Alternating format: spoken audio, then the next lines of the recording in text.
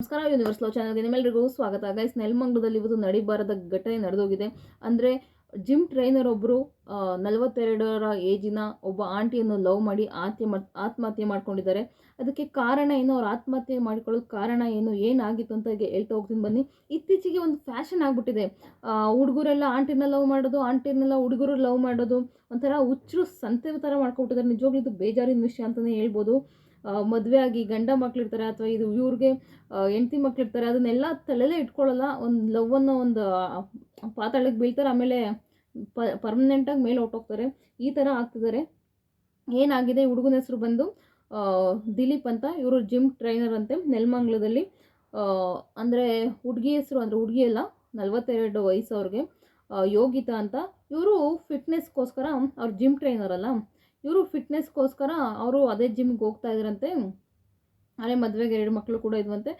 ಸ್ವಲ್ಪ ದಪ್ಪ ಇದ್ದು ಫಿಟ್ನೆಸ್ ಕಾಪಾಡ್ಕೋಬೇಕು ಅನ್ನೋ ಒಂದು ಇದಕ್ಕೆ ಜಿಮ್ಗೆ ಹೋಗ್ತಾ ಇದ್ರಂತೆ ಡೈಲಿ. ಹಂಗೆ ಇವ್ರು ಜಿಮ್ ಟ್ರೈನರ್ ಅಲ್ಲ, ಸ್ವಲ್ಪ ಟ್ರೈನ್ ಮಾಡ್ತಾ ಮಾಡ್ತಾ ಫ್ರೆಂಡ್ಶಿಪ್ ಬೆಳೆದಿದೆ. ಆಮೇಲೆ ಸ್ವಲ್ಪ ಲವ್ಗೆ ತಿರುಗಿದೆ. ಲವ್ಗೆ ತಿರುಗಾದ್ಮೇಲೆ ಗೊತ್ತಲ್ಲ, ಮುಂದೆ ಏನೇನು ಆಗಬೇಕೋ ಎಲ್ಲ ಮುಂದೆ ಆಗ್ತಾ ಹೋಗಿದೆ. ಏನೇನು ನಡಿಬೇಕೋ ಎಲ್ಲ ನಡೆದಿದೆ. ಅದಾದ ನಂತರ ಫುಲ್ ಲವ್ ಎಲ್ಲ ಆದಮೇಲೆ ಎಲ್ಲ ಇದಾದಮೇಲೆ ಅಕ್ಕ ಬೇರೆ ವರ್ಷನೇ ಸ್ಟಾರ್ಟ್ ಮಾಡಿದ್ದಾರೆ. ಏನಂತಂದರೆ, ಅವ್ರಿಗೆ 2 ಮಕ್ಕಳಿದ್ರಲ್ಲ, ಇವ್ರಿಗೆ ಮನೆಯಲ್ಲೇ ಇತ್ತಂತೆ ಹುಡುಗನ ಹೆಸರಲ್ಲಿ. ಅವಳು ಬೇಂತ ಸ್ಟಾರ್ಟ್ ಮಾಡಿದ್ದಾಳೆ ಅಂದರೆ, ನಿನ್ನ ಹೆಸರಲ್ಲಿರೋ ಮನೆನ ನನ್ನ ಮಗನ ಹೆಸ್ರಿಗೆ ಮಾಡು ಅಂತ ಸ್ಟಾರ್ಟ್ ಮಾಡಿದ್ದಾರೆ. ಸೊ ಆ ಹುಡುಗಂಗೆ ನಿಜವಾಗ್ಲೂ ಶಾಕ್ ಅಂತೆ. ಹುಡುಗನ ಶಾಕ್ ಆಗಿದ್ದಾರೆ. ಅದರಿಂದ ನಾನು ಹೆಂಗೆ ನಿನ್ನ ಮಗನ ಹೆಸ್ರಿಗೆ ನಾನು ಎಂದಕ್ಕೆ ಮಾಡಲಿ ಅಂತ ದಿನ ಫೋನ್ ಮಾಡೋದಂತೆ, ಬ್ಲ್ಯಾಕ್ ಮೇಲ್ ಮಾಡೋದಂತೆ. ಇಲ್ಲ, ನಿನ್ನ ಆಸ್ತಿ ಎಲ್ಲ ನನ್ನ ಮಗನ ಹೆಸ್ರು, ಅಂದರೆ ನಿನ್ನ ಹೆಸರಲ್ಲಿರೋ ಮನೆನ ನನ್ನ ಮಗನ ಹೆಸ್ರಿಗೆ ಮಾಡಲೇಬೇಕಂತ. ಇದು ಅವನಿಗೂ ತಡ್ಕೊಳಕ್ಕಾಗದೆ ಏನು ಮಾಡಿದ್ದಾರೆ, ಅಲ್ಲೇ ನೆಲಮಂಗಲದ ಪೊಲೀಸ್ ಸ್ಟೇಷನ್ಗೆ ಹೋಗಿ ಕಂಪ್ಲೇಂಟ್ ಕೊಟ್ಟಿದ್ದಾರೆ. ಅಲ್ಲಿ ಆವಾಗ ಯೋಗಿತನೂ ಕರೆಸಿ, ಅಂದರೆ ಆಲೇ ವರ್ಷದ ಹಿಂದೆ ಅನಿಸುತ್ತೆ, ಕರೆಸ್ಬಿಟ್ಟು ಯೋಗಿತವ್ರನ್ನ ಕರೆಸಿ ಅಥವಾ ಯಾಕೆ ದಿಲೀಪ್ ಅವ್ರನ್ನ ಕರೆಸಿ ಇಬ್ಬರು ನಡುವೆನೂ ಒಂದು ಸಾಂತ್ವನ ಎಲ್ಲ ಮಾಡಿ, ಇನ್ಮೇಲೆ ಮಾಡಬೇಡ ಈ ಥರ ಎಲ್ಲ ಅಂದ್ಬಿಟ್ಟು ಹೇಳ್ಬಿಟ್ಟು ಕಳಿಸಿದ್ರಂತೆ.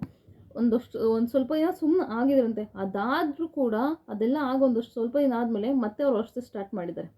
ದಿನ ಫೋನ್ ಮಾಡಂತೆ, ಇಲ್ಲ ಏನೋ ನಿಂದು ಇದನ್ನೆಲ್ಲ ಹೊರಗಡೆ ಹಾಕ್ತೀನಿ, ನಿಂದು ಹಂಗೆ ಮಾಡ್ತೀನಿ, ಹಿಂಗೆ ಮಾಡಿಬಿಡ್ತೀನಿ, ನನ್ನ ಮಗನ ಹೆಸ್ರು ನೀನು ಮನೆ ಮಾಡಲೇಬೇಕು ಅನ್ನೋದೆಲ್ಲ ಇದು ಮಾಡಿಸ್ಬಿಟ್ಟಿದ್ದಾರೆ, ತಲೆ ಕೆಡಿಸ್ಬಿಟ್ಟಿದ್ದಾರೆ.